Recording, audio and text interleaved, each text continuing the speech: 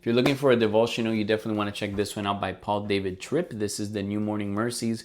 Beautiful cover. I really, really like it. It's a thick one. It's hard. This is the hardcover version. I'm really enjoying it. So it has, this is the type of devotional that has it like per day of the week.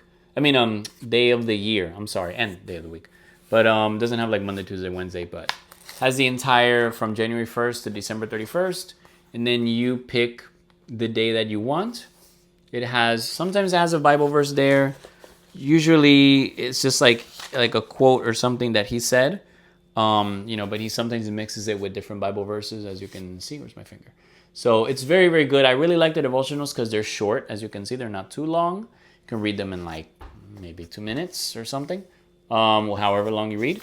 And they're good. They're very practical. And it's just getting you closer to the heart of God. Also has this very nice bookmark that comes with the book. So it's very nice. So this was also a sample given to me by Crossway. So thank you so much, Crossway. Really appreciate it. I'm really enjoying this devotional. I hope to read more of it. I've just only read a few. I'm still digging through it. But I hope you enjoy it. And thank you so much. Hope it blesses you.